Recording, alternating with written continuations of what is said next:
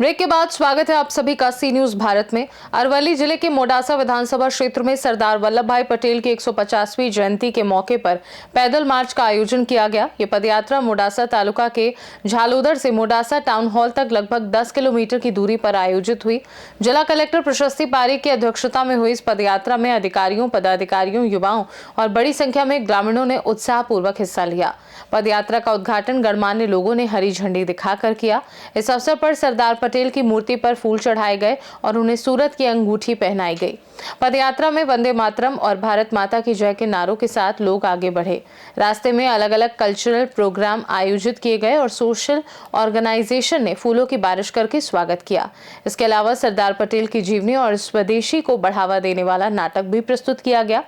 इस पदयात्रा के माध्यम से एकता और अखंडता के प्रतीक सरदार पटेल की विरासत को याद किया गया और लोगों को उनके आदर्शों के प्रति जागरूक किया गया। સરદાર પટેલ સાહેબની 150મી જન્મ જયંતિ આખા રાષ્ટ્ર ઉજવી રહ્યા છે। એ જ શૃંખલામાં આજે અરવલ્લી જિલ્લામાં પણ જિલ્લા કક્ષાની એકતા યાત્રા ખૂબ ધામધૂમ ઉલ્લાસ સાથે અને લોકોના ઉત્સાહ સાથે યોજવાઈ રહી છે। એમાં જાલોદર ગામથી લઈને અને સાકરિયા જે હનુમાનજીના ધામ છે એનાથી પસાર થઈને સિટી મોડાસા સુધી જવાની છે, ત્યાં પૂર્ણાહુતિ થવાની છે। મોટી સંખ્યામાં દરેક ક્ષેત્રથી લોકો જોડાયા છે, જેમાં બહેનો, બાળકો, વડીલો, યુવાનો ખૂબ ઉત્સાહ સાથે ઉમંગસભેર એમની ઉજવણી થઈ રહી છે। સાથે સાથે સરદાર સાહેબના જે ગીતો છે એ પણ વાગી રહ્યા છે।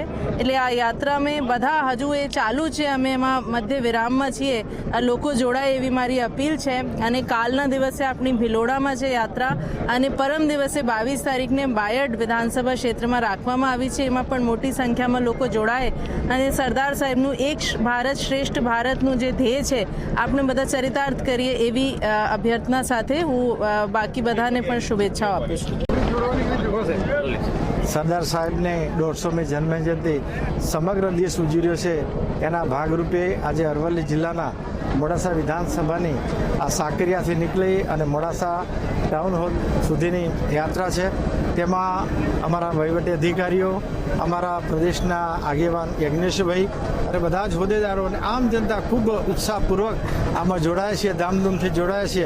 અને સરદાર સાહેબનું આ આખા રાષ્ટ્રને એક કરવાનું સપનું હતું, એ સાકાર થાય। એક ભારત શ્રેષ્ઠ ભારતના સૂત્ર સાથે અમે બધા ખૂબ આનંદ અને ઉલ્લાસ છે આ યાત્રામાં જોડાયા છીએ। अरवली से सी न्यूज संवाददाता जगदीश सोलंकी की रिपोर्ट।